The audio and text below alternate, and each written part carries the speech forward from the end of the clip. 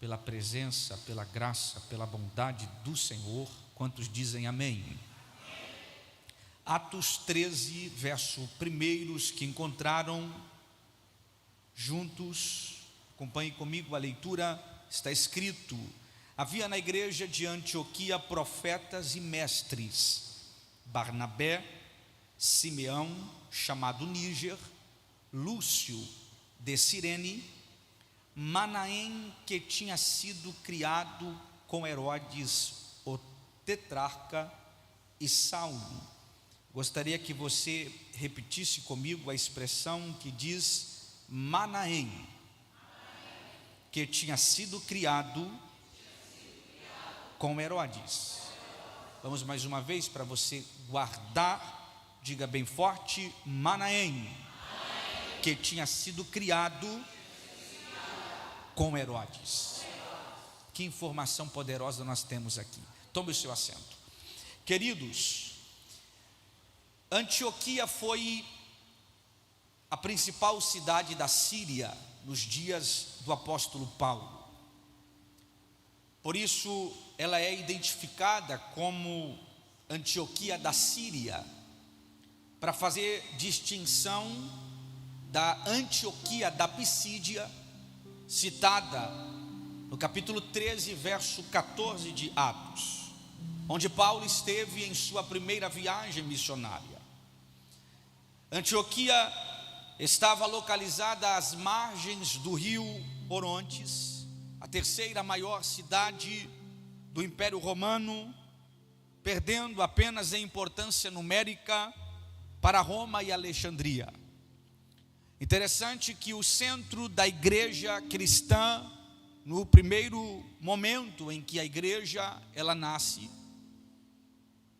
ela tem o seu berço em Jerusalém, mas dado o crescimento da igreja e o alcance do evangelho aos povos gentílicos, o centro cristão é transferido para a Antioquia.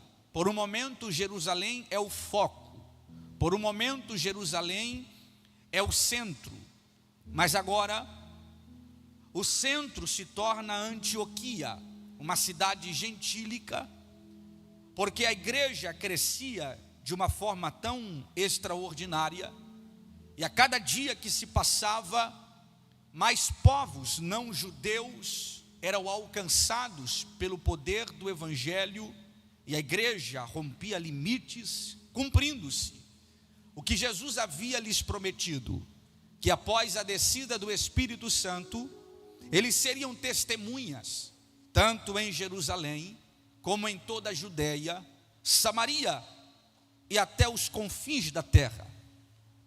O mover do Espírito em Atos, na igreja de Antioquia, foi algo tão extraordinário, que o texto diz que, dado o grande avivamento que estava ocorrendo nesta cidade, por meio da igreja plantada ali, Pedro, João, vão para testemunhar e ver o que estava acontecendo, porque as notícias a respeito do que Deus estava fazendo ali chegou até Jerusalém. E é neste momento que Lucas, ao escrever Atos, ele vai trazer para nós algumas informações a respeito da igreja em Antioquia. E ele inicia o verso 13 dizendo que havia nesta igreja profetas e mestres. Dentre eles estava Barnabé, Simeão, Lúcio, Manaém e Saulo. Interessante que o texto traz para nós uma informação poderosa. O texto faz questão de dizer que este tal Manaém, ele foi criado com Herodes, o tetrarca. Esta informação abre um leque de inspiração para nós entendermos algumas lições dentro deste texto. Quando nós falamos de Herodes, este Herodes que o texto cita, foi nada mais e nada menos que governador da Galileia e também da Pérea. Este Herodes é o Herodes Antipas, O Herodes que foi confrontado por João Batista porque ele vivia um relacionamento extraconjugal com Herodias, esposa do seu próprio irmão. E quando João Batista confronta Herodes a respeito do seu proceder, ele apreende João, coloca João atrás das grades, porque Herodes é o tipo de gente que não gosta de ser confrontado. Herodes é o tipo de gente que não suporta a verdade.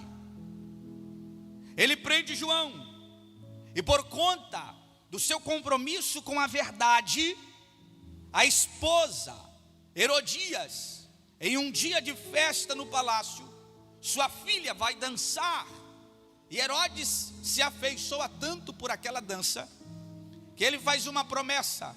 Ele diz: se você me pedir o que você quiser, eu vou lhe dar. Se você me pedir até metade do meu reino, eu lhe darei. E a mãe, já com raiva, com birra, com ódio de João, orienta a sua filha dizendo: já que você tem essa oportunidade, pede a cabeça de João Batista. E a Bíblia diz que, feito este pedido, Herodes vai e manda decapitar João, e trazem a cabeça do profeta em uma bandeja.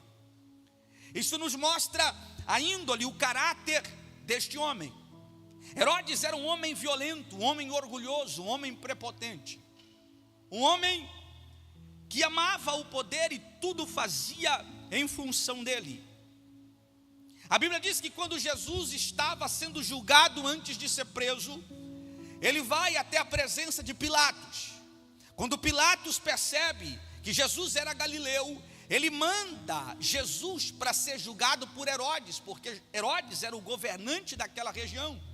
E quando Jesus chega, Herodes já estava numa expectativa para conhecer Jesus, sabendo dos seus feitos, dos seus milagres e da multidão que Jesus atraía. A Bíblia diz que Herodes o trata com desprezo, Herodes o menospreza, e o texto diz que na oportunidade que Herodes teve de olhar para a beleza de Jesus, a oportunidade que este homem rancoroso, violento, soberbo, orgulhoso, maquiavélico, teve de se curvar diante do Deus Todo-Poderoso, encarnado, ele prefere tratar Jesus com desprezo. A oportunidade que ele tem da vida, dele dar um destino para a sua existência, e mudar o curso da sua história para melhor, ele joga fora. E o texto faz questão de dizer que ele zomba de Jesus, manda Jesus se vestir com um manto e o devolve de volta para Pilatos. Mas como tudo na vida tem uma colheita, como tudo aquilo que o homem semear, certamente ele ceifará. A história diz que Herodes, ele é derrotado na guerra contra o rei Aretas, e depois de ser acusado pelo seu próprio sobrinho de insubmissão, de deslealdade ao imperador, ele é deposto do cargo e ele é levado para o exílio.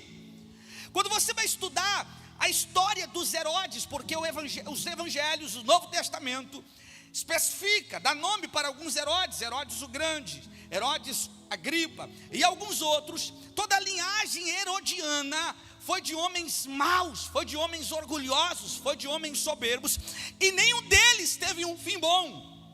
Todos eles tiveram um fim mau. Mas o que me toca ao ler Atos capítulo 13 é que na igreja de Antioquia havia mestres e profetas. Dentre eles estava Manaém, que foi criado, que cresceu, que viveu, que se desenvolveu junto com Herodes Agripa. O que me toca aqui é que como pode alguém crescer com Herodes e não se tornar um Herodes?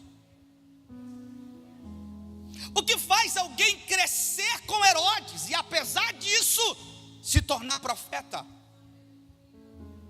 Manaém cresce, ele é criado no mesmo ambiente, no mesmo espaço. Mas apesar de ser criado junto com Herodes, ele não se tornou um.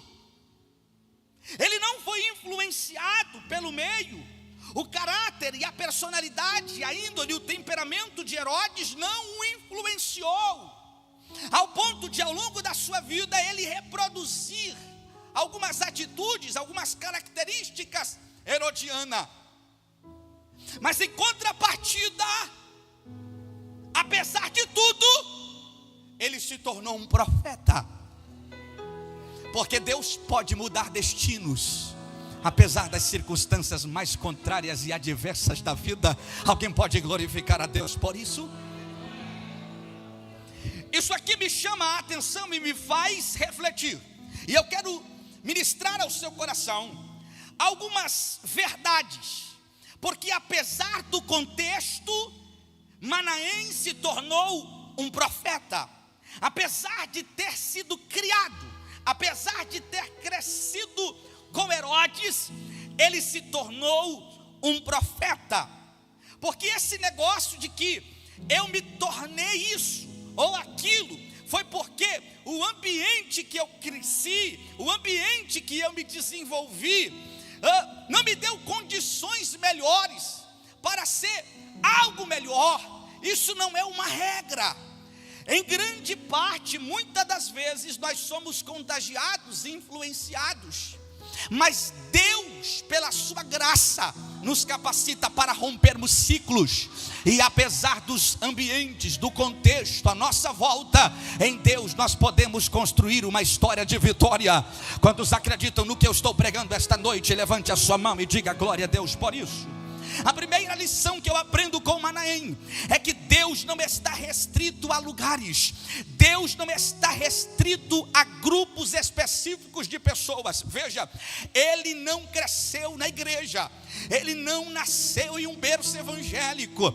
Ele não foi forjado desde o começo como Samuel, que cresceu no templo. Não, de forma alguma. Ele cresceu dentro do palácio de Herodes, com as piores referências de caráter, de moralidade, de índole. Mas apesar disso, Deus olhou para ele e disse: é contigo mesmo que eu tenho um propósito, e é você que eu vou levantar para marcar história, para marcar geração. Eu quero muito liberar uma palavra de Deus para alguém aqui esta noite, que quem sabe o ambiente, a geografia, o contexto em que Deus te colocou não é o melhor, não é o mais favorável. E quem sabe as circunstâncias estão dizendo: vai ser mais uma. As circunstâncias estão dizendo: não vai chegar a lugar nenhum. As circunstâncias estão dizendo: vai ser uma vergonha. As circunstâncias estão dizendo.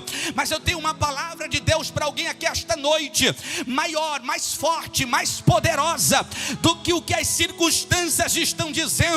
É aquilo que Deus já decretou para a sua vida.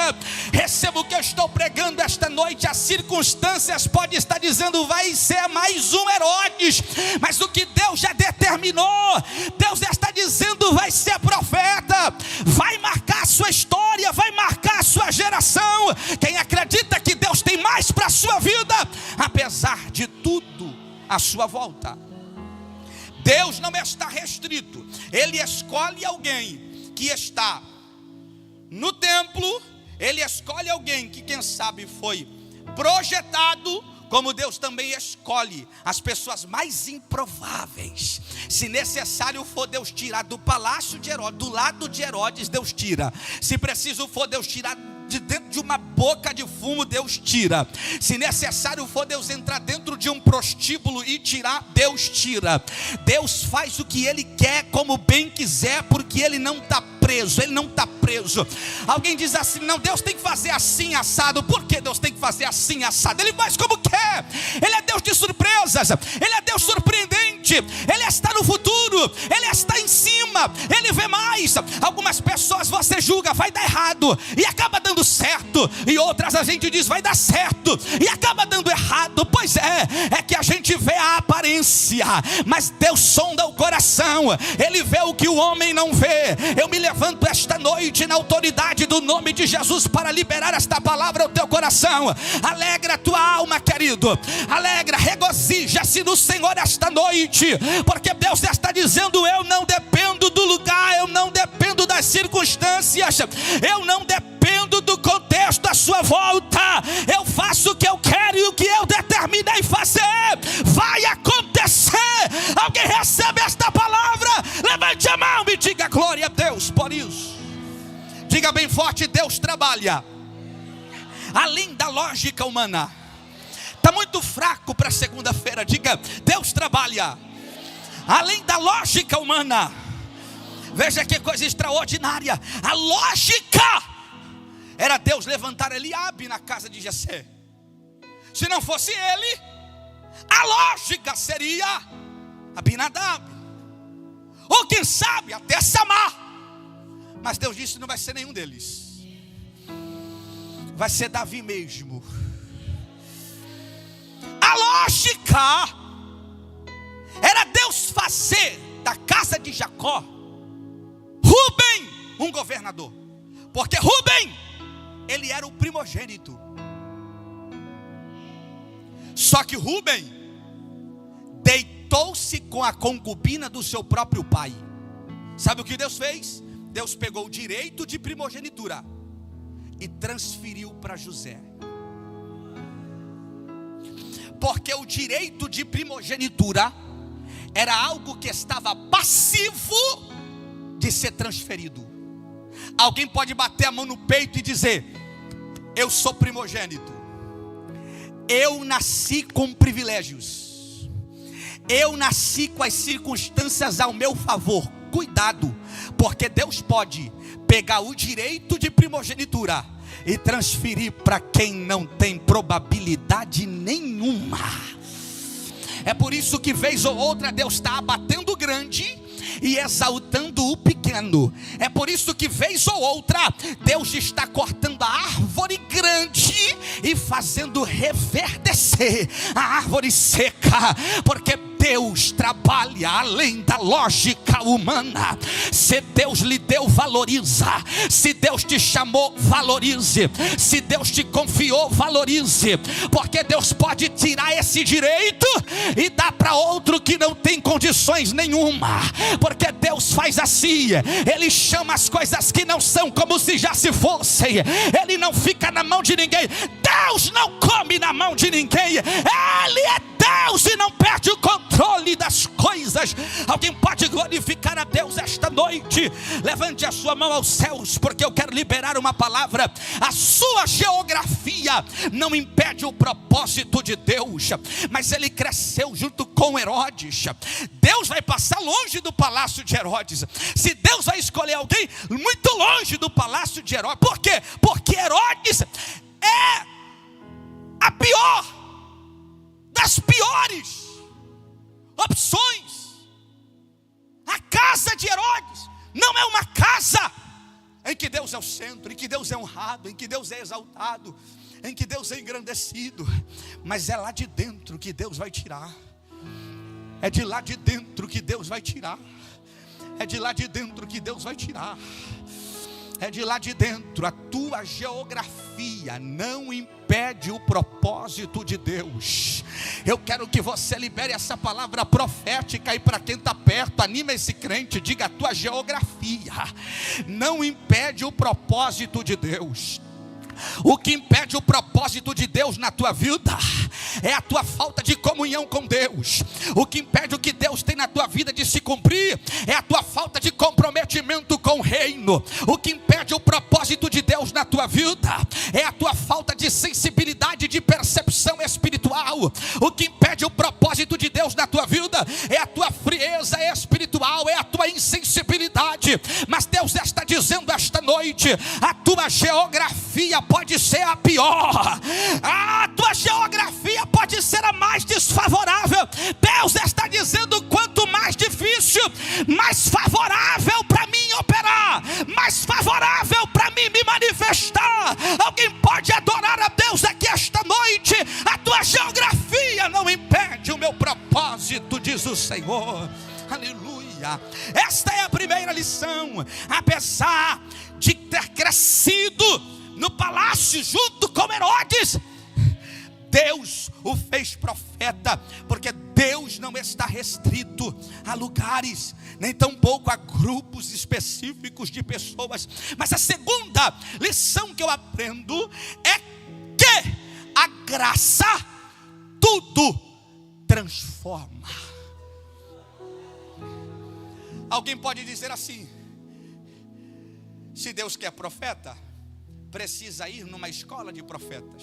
Tu lembra de Eliseu?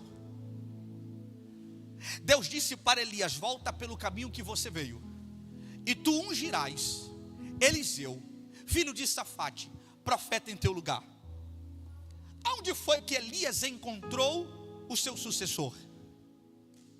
A lógica era Elias ir direto para a escola dos profetas e escolher dentre os discípulos dos profetas um profeta em seu lugar. Mas Deus mudou a rota do profeta Elias e levou Elias justamente ao lugar que Eliseu estava.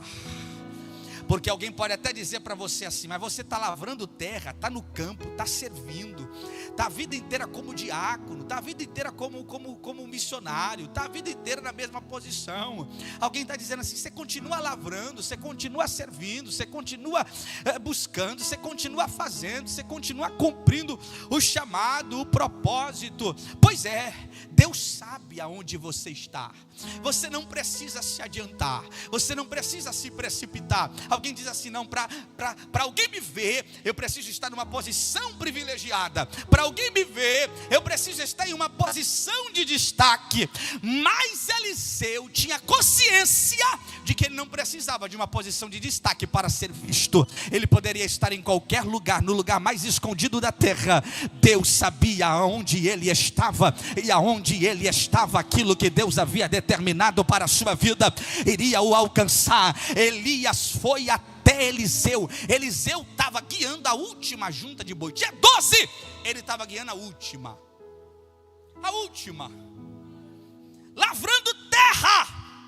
E Deus disse: o sucessor que vai assumir o teu lugar está aqui, lavrando terra. Alguém talvez olhava para Eliseu e dizia: tu está atrasado, rapaz, tu já era para estar voando, tu está atrasado. Eu imagino Eliseu dizendo: tu que pensa? Eu estou no tempo certo, eu estou fazendo o que eu tenho que fazer, e eu estou no lugar que eu devo estar. E se Deus tem algo comigo, vai ser aqui, vai ser no lugar que Ele me colocou. Eu não vou me precipitar, não vou colocar os carros, as carroças nas frentes dos bois. Eu vou aguardar o tempo de Deus na minha vida. E foi aonde Eliseu estava que Elias o encontrou. Por quê? Porque a graça tudo transforma. A graça tudo transforma. A graça pega um boiadeiro, um lavrador de terra, e transforma no sucessor do maior profeta de todos os tempos. Receba o que eu estou pregando nesta noite. A Bíblia diz que Paulo disse: Senhor, arranca de mim esse espinho na carne. E Deus disse para Paulo: Paulo, a minha graça te basta, a minha graça te basta. Quando Deus disse para Paulo: a minha graça te basta, Paulo disse: por isso eu me alegrarei nas minhas fraquezas, porque quando eu penso que estou fraco, é aí que eu sou forte, porque a graça transforma a fraqueza em força, a graça transforma o caído em alguém restaurado, a graça transforma alguém quebrado em um homem de valor, a graça transforma os mais improváveis em homens e mulheres de sucesso. Quantos acreditam nesta palavra? Receba a graça de Deus esta noite. Levante a sua mão e receba do alto. Tem graça dos céus para a sua vida nesta noite. A graça tudo transforma. A graça tudo transforma. Ele cresceu em um contexto ruim,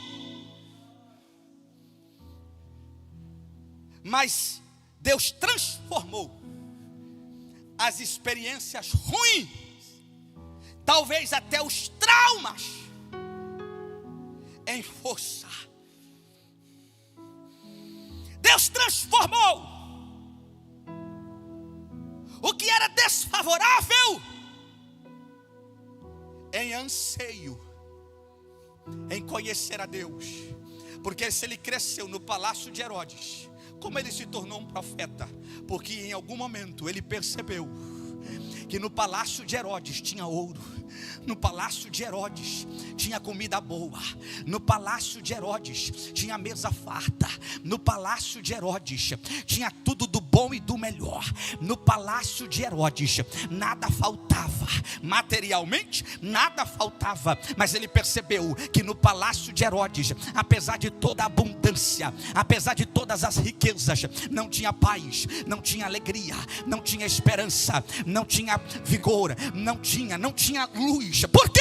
Porque tudo isso só tem aonde Jesus está. Tudo isso só tem aonde Jesus está.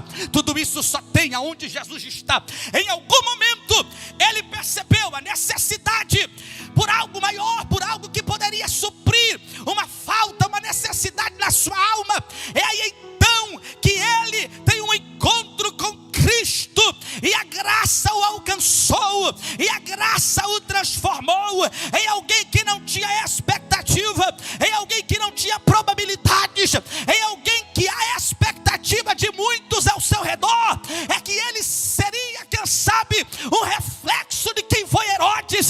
Mas Deus olhou e disse: a minha graça vai transformar, a minha graça vai transformar. Eu estou pregando para alguém esta noite que, quem sabe, a sua criação, o seu crescimento, o seu desenvolvimento no lugar onde você cresceu lhe marcou. Quem sabe você carrega com você tantos traumas, porque talvez na infância você enfrentou problemas que só você sabe, e você carrega marcas disso até os dias de hoje. Mas a graça tem o poder de transformar os traumas em combustível. A graça tem o poder de transformar vítimas de lares disfuncionais em referência de pai e de mãe. Porque a tendência natural é a gente reproduzir o ciclo. Fui traumatizado, não tive referência, cresci num lar disfuncional. A tendência é ser um pai problemático, é ser uma esposa problemática, e criar um ambiente aonde a próxima geração vai passar pelos mesmos problemas que ele passou, porque é uma tendência natural a gente repetir os ciclos. Mas aonde a graça chega, a graça tudo transforma. O diabo talvez olhou para você e disse: vai ser mais um pai viciado, vai ser mais um alcoólatra na família, vai ser mais um drogado na família, vai ser mais um casamento arruinado na família, vai ser mais um rebelde na família. Mas Jesus olhou para você e disse: esse aí não, essa aí não. E a graça chegou, e quando a graça chegou, a graça transformou tudo, a graça mudou tudo. Recebe o que eu estou pregando esta noite. Contra a tua vida o diabo não pode, porque a graça já nos alcançou, a graça já nos alcançou, a graça já nos alcançou, e ela tudo transforma, ela tudo transforma. A graça transformou Manaém em um profeta. A graça transformou Manaém em um profeta. Mas há uma terceira lição que o texto nos ensina. Apesar de Manaém ter crescido junto com Herodes, ele não se tornou um Herodes. Porque apesar do contexto influenciar, ele não é capaz de influenciar completamente. A psicologia diz que nós somos produto do meio onde nós crescemos e nos desenvolvemos. porque a gente vai absorver tudo o que está nesse ambiente em que nós estamos crescendo. Manaém foi absorvendo, mas houve um momento na vida de Manaém que ele disse: eu não reproduzirei isso. Houve um momento em que ele tomou uma decisão, porque embora o contexto influencie, embora a geografia tenha o poder de nos moldar, a decisão final de quem nós seremos é nossa. Eu estou pregando para alguém que talvez você cresceu em um lar destruído, mas a decisão final, se você vai levar isso para a vida e vai reproduzir esse ciclo, é sua. Eu estou pregando para alguém que esta noite de segunda-feira Deus marcou na tua vida, e Deus está dizendo: esta noite é noite de você quebrar esse ciclo. O diabo está investindo pesado, porque ele quer ver a história se repetir. Mas eu me levanto esta noite na unção do Espírito, na autoridade do nome de Jesus, para lhe dizer: a história não vai continuar, porque uma história de vitória já foi escrita por Deus antes que você fosse concebido na madre da sua mãe. Quando o texto diz que Manaém, ele era um profeta e mestre da igreja Antioquia. Eu quero que você preste atenção e receba isso. Nós já vamos orar. O nome de Manaém na lista dos profetas e mestres da Antioquia é o grito de alguém dizendo: ai meu Deus do céu, eu sinto Deus aqui esta noite. Ai meu Pai, eu quero que você receba esta palavra. O nome dele nessa lista é o grito de alguém que está dizendo: eu não serei um Herodes, eu não serei um Herodes, eu não serei um Herodes. Alguém recebe esta palavra esta noite? Jeová está quebrando nesta segunda-feira todo tipo de influência do inferno contra a tua vida, para que você seja mais um, para que você repita o ciclo. Mas Deus está dizendo: você não será mais um Herodes, porque o que eu tenho contigo é especial, é novo, é extraordinário. Alguém recebe isso? Eu quero que você dê um pulo dessa cadeira, se você toma posse desta palavra. Bate a mão no peito e diga: a decisão é minha. Não está fraco, diga: a decisão é minha. Pega aí na mão de quem está do seu lado e diga: talvez o ambiente que você cresceu não foi o melhor, mas a decisão é sua. Repetir ou quebrar esse ciclo e viver o que Deus determinou para a sua vida. Isso aqui é profético. O texto faz questão de dizer, meu pastor, que Manaém tinha sido criado com Herodes. Como pode, no mesmo ambiente, no mesmo cenário, na mesma geografia, um se perde e o outro vence, um erra e o outro acerta, um se torna reprodução do próprio mal pelas suas atitudes, mas o outro se levanta na história como um profeta, como um mestre. Eu quero liberar esta palavra ao teu coração esta noite. O que Deus projetou para a sua vida é maior, é extraordinário, é glorioso, é lindo, é especial, é sobrenatural.